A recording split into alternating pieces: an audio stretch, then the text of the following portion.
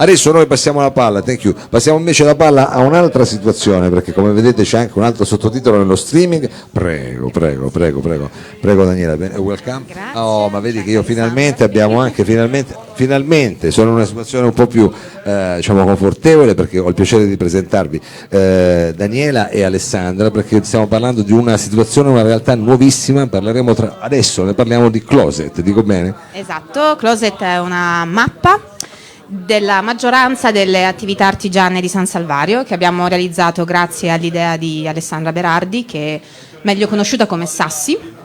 Sì, Ecco. Che parla per me. Esatto, parliamo una per tutti, no. e grazie al progetto grafico di Carlo Zummo della Chimica Design. Closet è una mappa, appunto, come dicevo, della maggior parte degli artigiani e dei designer di San Salvario, che si è riunita e si è autoprodotta con questo, appunto, Deplian mappa cartaceo, Sì. che vediamo, ecco, con lo scopo di comunicare ai torinesi e ai turisti che visitano il centro che San Salvario è una zona, oltre che dedita alla movida, anche alla produzione artigiana.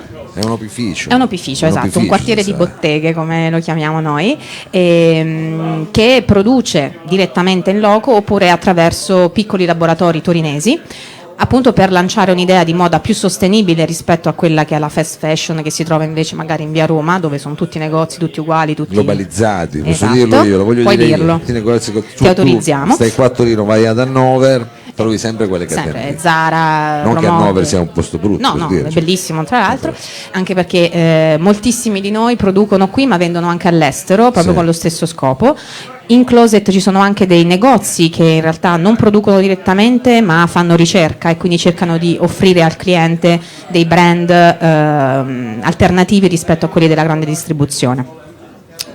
Tutto qua. Ecco, tu nel tuo caso Daniela, tu cosa fai? Scarpe, no? Io faccio scarpe e La borse marchigiana, a la marchigiana, marchigiana. non a Quindi- caso perché sono Sei marchigiana, marchigiana, esatto. sei della marca. Didascalico il nome del No, negozio. però vabbè, almeno comunque è chiara come è chiara. cosa. Invece Lì lei c'è una grande tradizione. sì, artigiana. calzaturiera, nelle Marche tutti producono principalmente calzature, specialmente la parte sud delle Marche, appunto perché vengo da una realtà un po' diversa, perché ho studiato altre cose, poi mi sono dedicata invece all'artigianato, ho voluto anche fondare un'associazione che si occupa appunto di tramandare i mestieri nell'epoca moderna, e quindi ho voluto partecipare a Closet proprio perché è una mia battaglia, quella del sostenere l'artigianato adesso. Sostenere l'artigianato adesso, e quindi Alessandra anche sostenere in qualche modo e far presente che esistono realtà, diciamo, alternative a quelle, diciamo, del centro, o comunque insomma di quelle un po' più usuali, realtà che sono in realtà realtà artigianali che quindi